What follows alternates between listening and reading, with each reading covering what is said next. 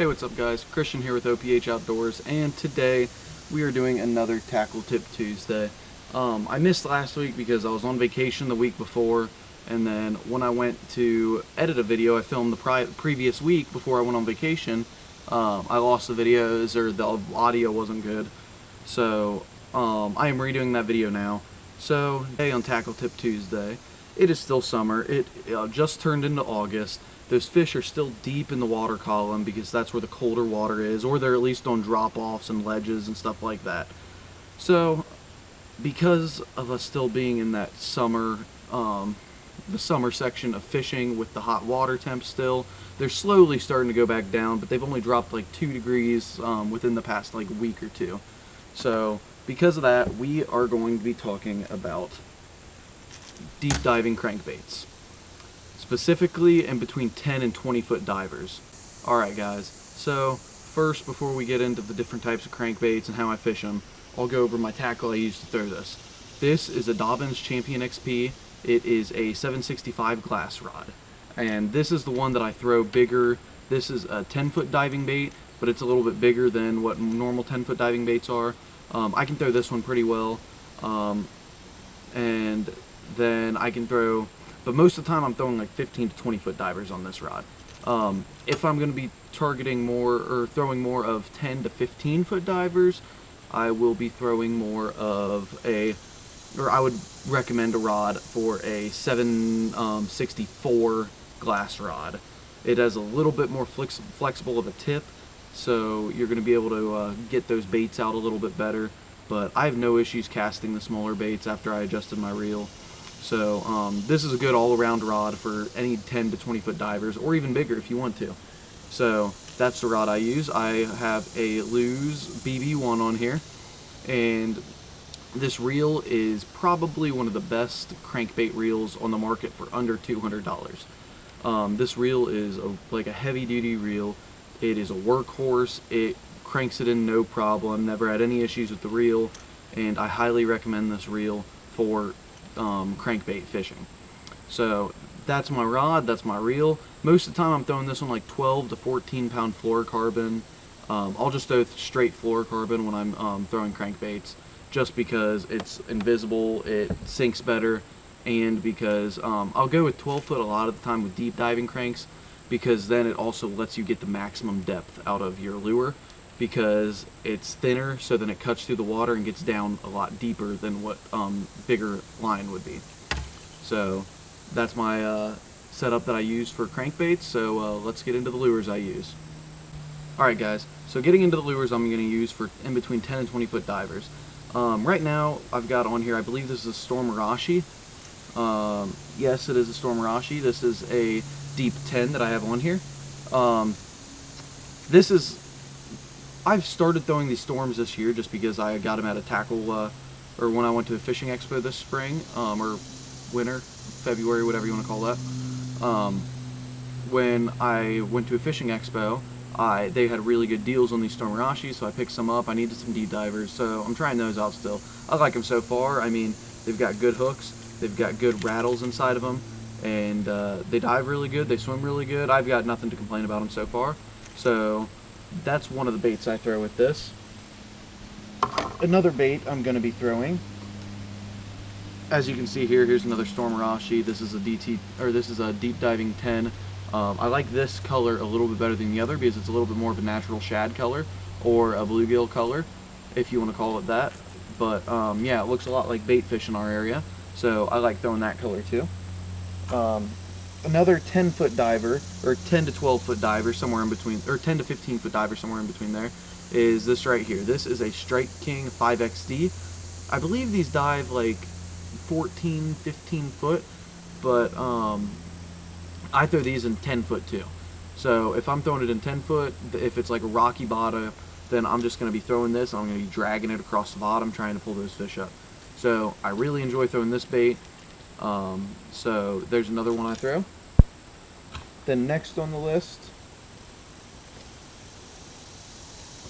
is a Rapala DT10, or this is a DT16. I didn't have a 10 out. But yeah, Rapala DT series crankbaits. These things are really good crankbaits. The paint jobs on them look really realistic. This is a gizzard shad, so I throw this a lot right now because, I mean, it's a good bait fish. It mimics a bait fish really well, and it works really well. So that's one of the color combinations I throw a lot, and one of the others. So as you can see, most of the baits I'm going to be throwing are the Strike King XD series, the Rapala DT series, and the Storm Orochis. So those are a lot of the crankbaits I'm going to be throwing. So now let's get into the specific types. So if I'm going to be fishing 10 foot-ish, 10 to 12 foot of water, most of the time I'm going to be throwing something like a 14 to 15 foot diver, depending on the time of year. With it being summer, I'm throwing that 14 to 15 foot bottom or diver because fish are hugging the bottom, they're staying really deep. You throw that crankbait so it drags the bottom and maybe causes a reaction strike for those bass. So that's why I'm throwing that type of bait. If I'm fishing like 15 to 17 foot of water, I'm going to be throwing probably a like a DT16 or a 6XD that dives in between 16 and 18 foot, so that it's still dragging that bottom of that lake, or at least very close to the bottom of the lake. Now something like in the 14-ish foot, 14 to 15 foot, so about 2 foot less than that, really you can throw either one. I've thrown DT10s where it's sitting up about maybe 4 foot above the bottom and had good success with it, but a lot of that also is more of spring when they're starting to move down, but they're still suspended in the middle water column. So that's when I throw those types. If it's summer fishing though, I'll stick to the one size bigger just so it drags the bottom real well and hopefully causing a reaction strike to pull those fish up, because they're going to be sitting the closest to the bottom because that's the coldest water they can get to. I'm not going to go into over 20 foot divers because that's getting into magnum size crankbaits, and that's a completely separate video. So yeah, those are the different types of crankbaits I throw. When I throw them, my setup for throwing them. One other thing I want to talk about is how I cast and retrieve these. I would be out right now, but I'm waiting on a part for my motor, and once it gets here I'm going to throw it on. I'm going to go out and I'll get some video of this as long as it gets here earlier than like 8 o'clock. So if I can get it early enough, I'll throw it on, I'll go out and make some, or get some footage of crankbait fishing, and hopefully be able to catch some. But, oh, there's a mailman now, so hopefully it's on it. So, but let's get into ways I throw this and how I retrieve it. So, it's very simple to throw a crankbait.